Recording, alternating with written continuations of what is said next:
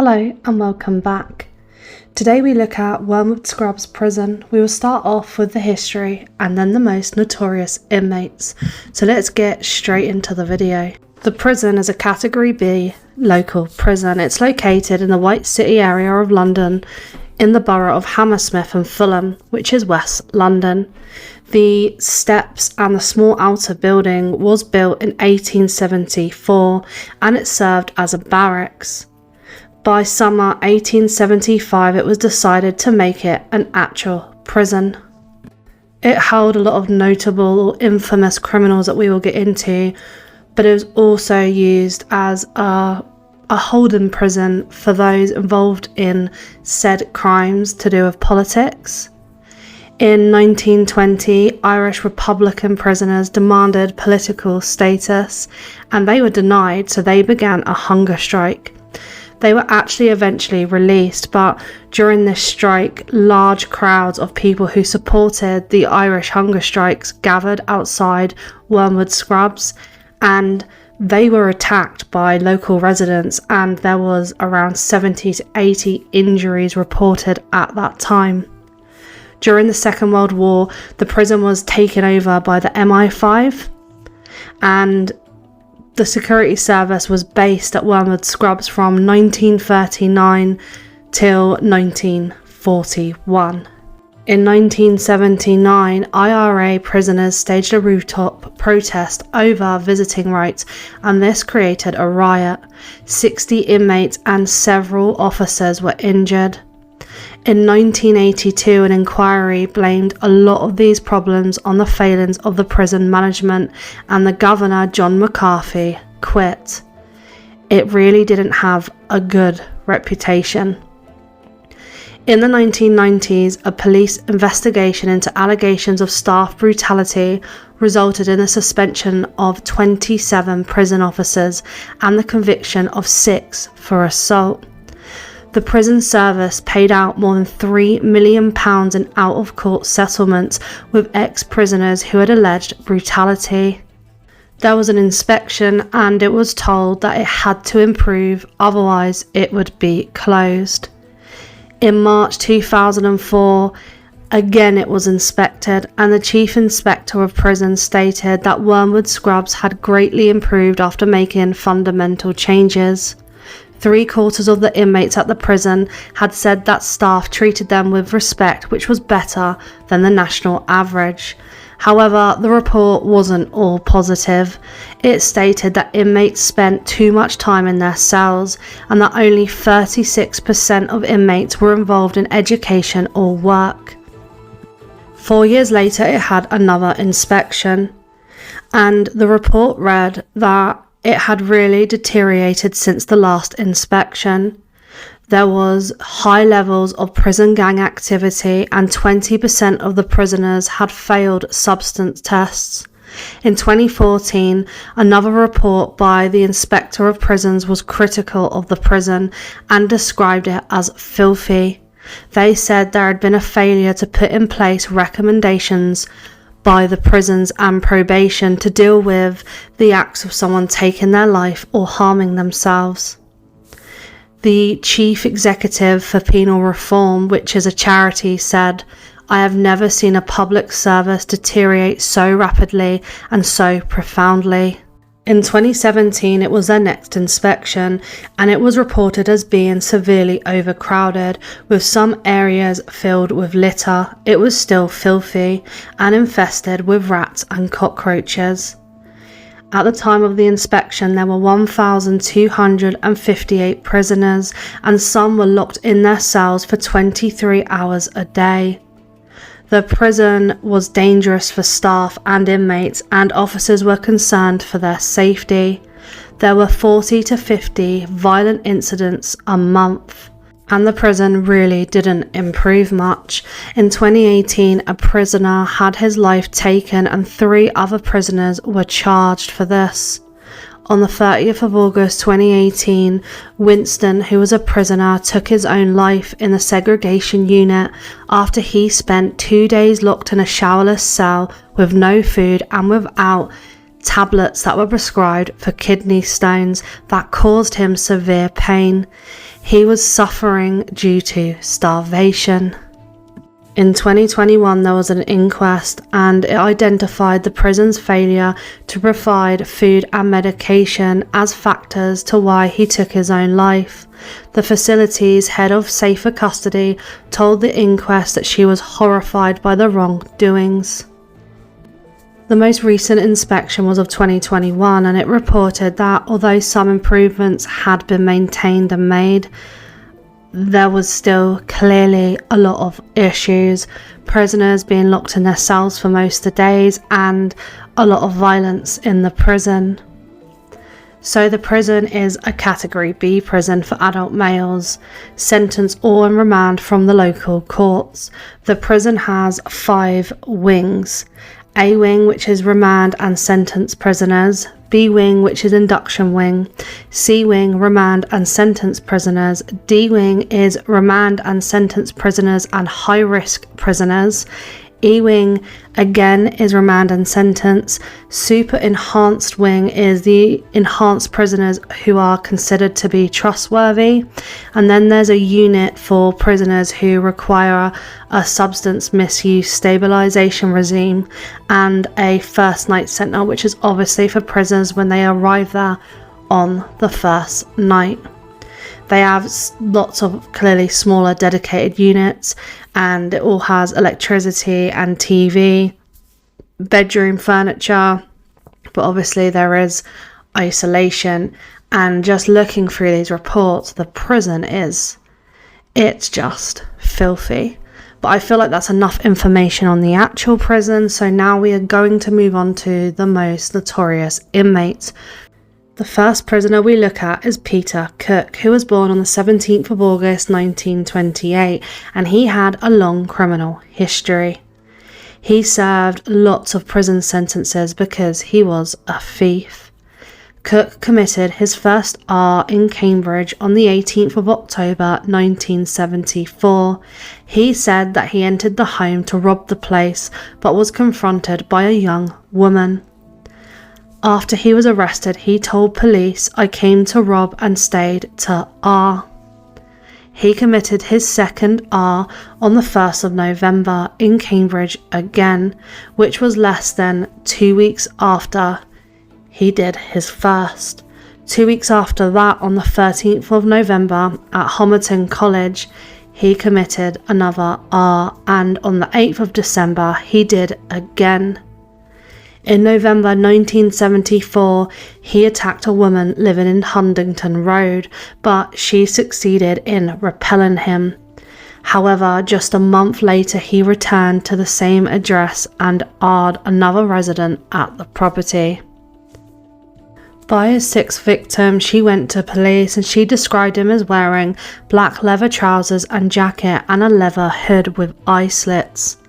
In April 1975, the detective superintendent was put in charge of 60 officers for the hunt for this person. They were convinced that they were dealing with a local man, and at the time the search for Cook was one of Britain's biggest manhunts. The BBC reported he has generally managed to keep his face hidden, but some victims said they believe he was wearing a wig and a false beard.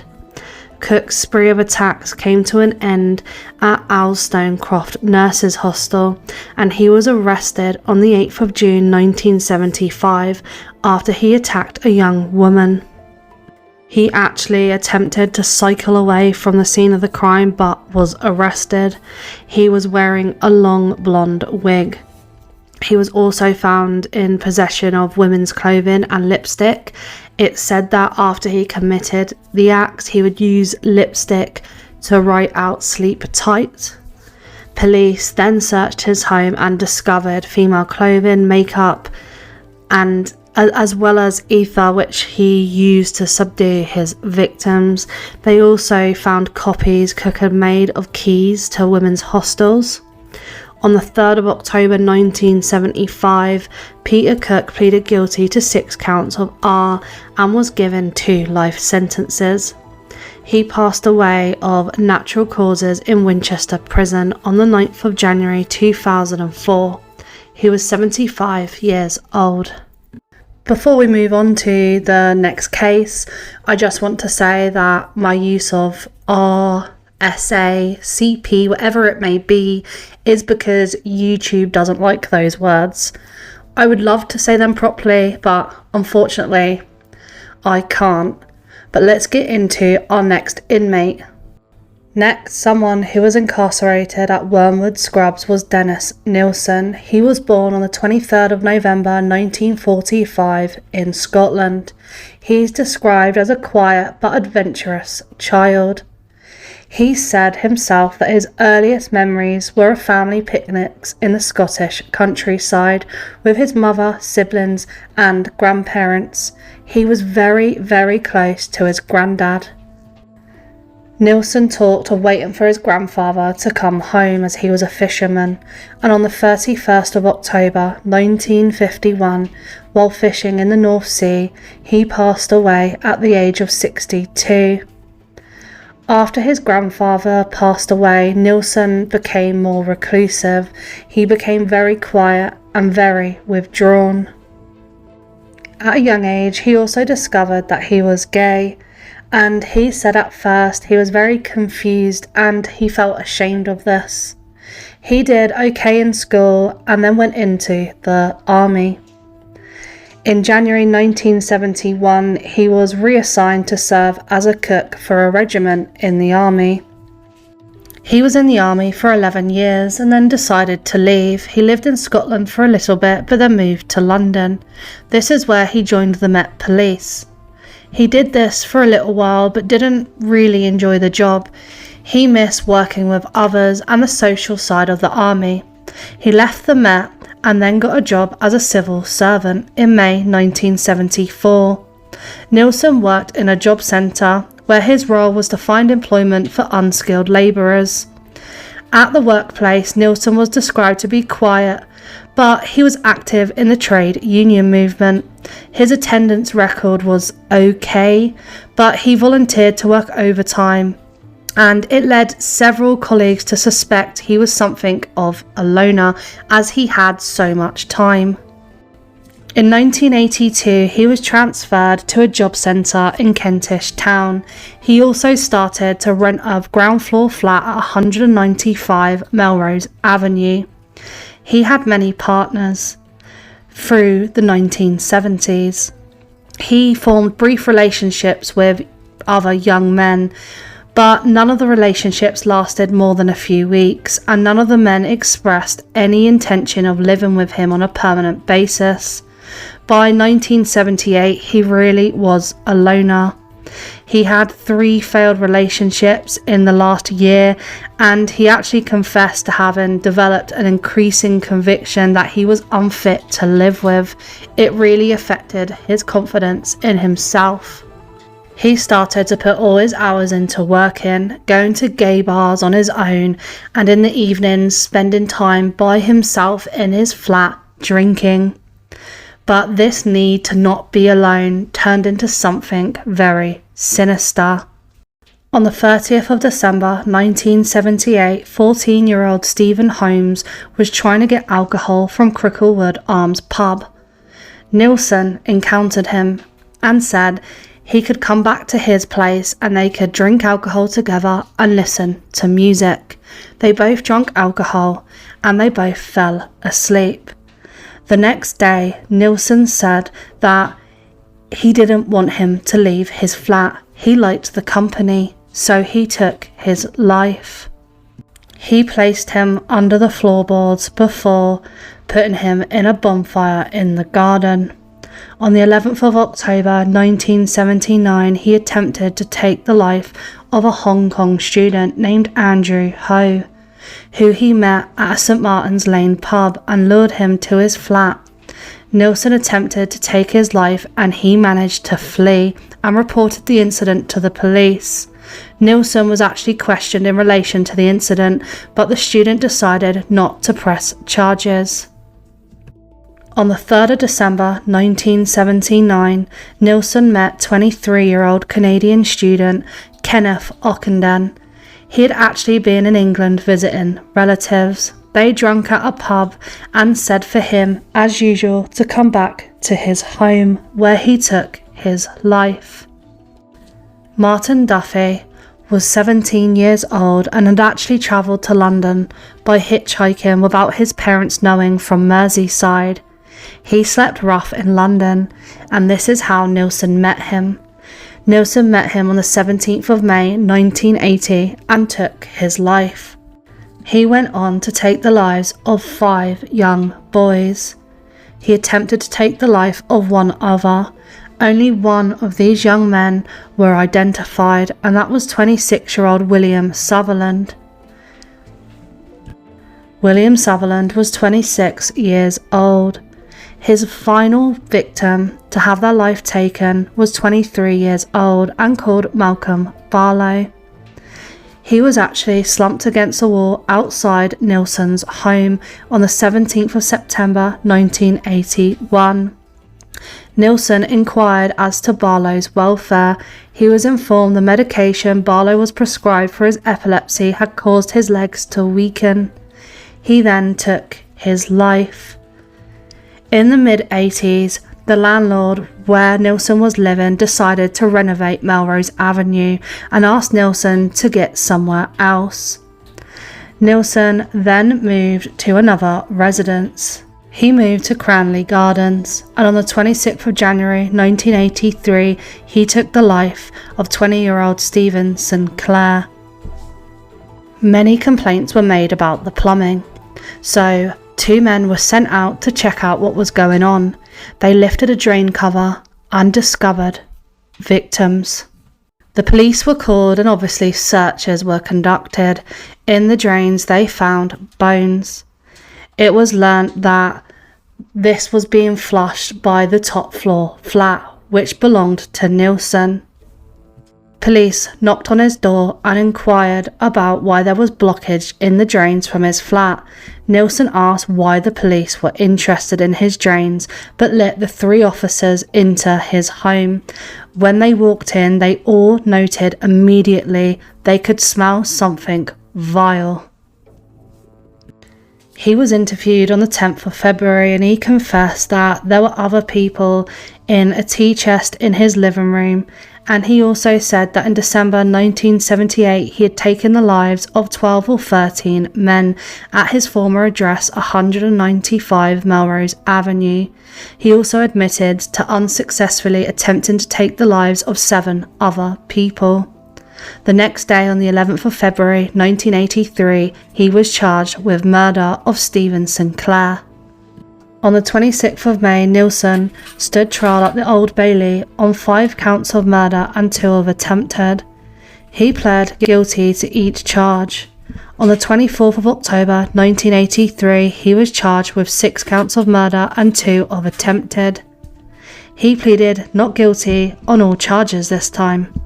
On the 3rd of November 1983, the following day, the jury returned a majority verdict of guilty on 6 counts of murder and 1 of attempted murder.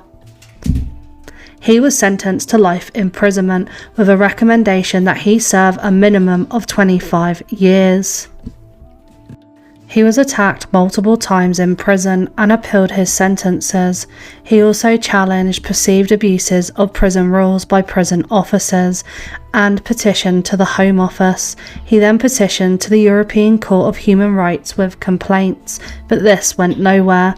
He was filtered throughout the prison system, moving from one to the other. On the 10th of May 2018, Nilsen was taken from Full Sutton Prison to York Hospital after complaining of severe stomach issues. There was a complication in surgery and he passed away on the 12th of May 2018 at the age of 72. Next we move on to Ian Brady, who was born in Glasgow and then moved to Manchester. In January 1959, he worked in Millward's merchandising. He was regarded by his colleagues as quiet and punctual, but very short-tempered. Myra Hindley was born on the 23rd of July 1942. Her father was an alcoholic who was very violent towards her other siblings and her mum. The family home wasn't very good, And in 1961, 18-year-old Hindley also joined Millwards as a typist, and she became obsessed with Brady. She went on other dates with other colleagues, but they began talking and they fell deeply in love.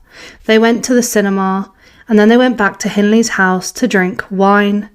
Brady would give Hindley reading material, and the pair spent their work lunch breaks reading aloud lots of accounts of works and philosophies he believed in. In her own words, she said, "Within months, Brady had convinced me that there was no God at all. He could have told me that the earth was flat, the moon was made of green and cheese, and the sun rose in the west. I would have believed him, such as his power of persuasion." Brady started to talk about committing the perfect crime. Hindley's sister, Maureen, married David Smith on the 15th of August 1964, and the pair became friends with Hindley and Brady. And remember Hindley's sister and David Smith because they will come back into this case later on. Hindley and Brady got their own home and became really friendly with a neighbour, Patricia Hodges, who was 11 years old and lived next door to them. She actually went on trips to the malls with them, but the couples never harmed her, as Brady knew if they did, it would be too easy for them to get arrested for it. On the 12th of July 1963, Hindley was in a van and Brady on his motorcycle following her behind. They were searching for a victim, and they came across 16-year-old Pauline Reed, who was a schoolmate of Hindley's sister, Maureen. Hindley offered to give Pauline a lift. Hindley told Pauline that they needed to go to the malls because she had lost a very expensive glove, and she agreed to help them.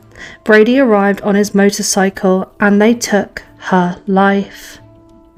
On the 23rd of November 1963, they were out looking for their second victim, and they met 12-year-old John Kilbride at a market. They offered him a lift home and said that they would give him a bottle of sherry. Again, like the last, telling them that they had lost an expensive glove up the moor and whether he would help them search for it, which he did. They then took his life. On the 16th of June 1964, 12-year-old Keith Bennett was on his way to his grandmother's house when the couple saw them. They said that could he help them unload some boxes and then they would drive him home. Hindley drove to a lay-by on the moor, and Brady went off with Keith, again saying that they needed to look for a lost, expensive glove. He then took his life. On the 26th of December 1964, the couple visited a fun fair and noticed Leslie Ann Downey, who was 10 years old and was by herself. They approached her and dropped shopping and asked her if they could help them take the shopping to the car. They then took her back to their house, where they took her life. On the 6th of October 1965, Hindley drove Brady to Manchester Central Railway Station, where he was going to pick out the next victim. He returned with 17-year-old Edward Evans, and they went back to the couple's home where they drank some wine. Hindley then, by demands from Brady, went and got her brother-in-law Smith.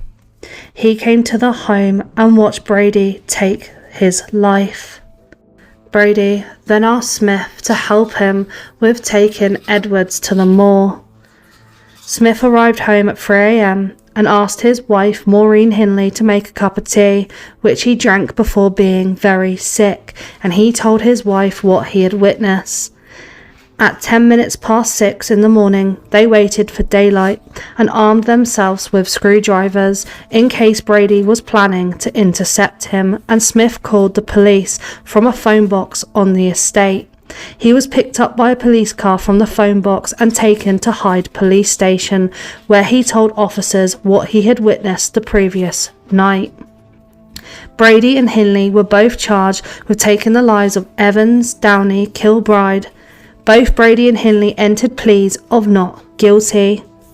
On the 6th of May, After it took just a little over 2 hours, the jury found Brady guilty of all three and Hindley guilty of the murders of Downey and Evans. The death penalty had actually been abolished 6 months earlier, so the judge passed a sentence that it would be life imprisonment, which was the highest that they could. Brady was sentenced to 3 life sentences and Hindley was given 2, plus a 7-year term for harbouring Brady in the knowledge that he had taken the life of a victim. Brady was moved to Durham prison, where he asked to live in solitary confinement. He spent 19 years in mainstream prisons before being diagnosed as a psychopath in 1985. Hindley lodged an unsuccessful appeal against her conviction immediately after trial, which was declined. She wrote with Brady until 1971, which is when she ended their relationship. Myra Hindley passed away on the 15th of November 2002, aged 60, and Brady passed away on the 15th of May 2017, aged 79. Keith Bennett has never been found. Next we move on to Paul Blackburn, who was accused and convicted of the attempted and attempted murder of a 9-year-old boy that took place on the 25th of June 1978. Paul Blackburn was 14 years old when the crime was committed. He was interviewed by police on the 3rd of July 1978 after he had turned 15. His second police interview was 10 days later, and during this he gave a different account of his locations on the day of the crime. In a third interview, Paul Blackburn was questioned without being cautioned on the inconsistencies in his 2 accounts and was told that the description of the offender matched him.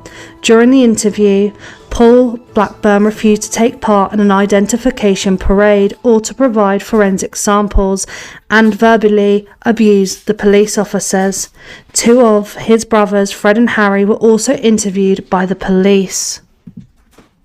Paul Blackburn then confessed to the crime during another really lengthy interview, but later retracted his confession. The total length of this interview was 4 hours and 20 minutes, and there is no record of any breaks being taken.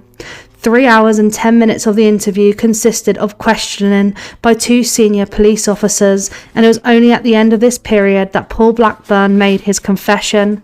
During this interview, he did not have the services of a solicitor, and he wasn't accompanied by a parent or guardian.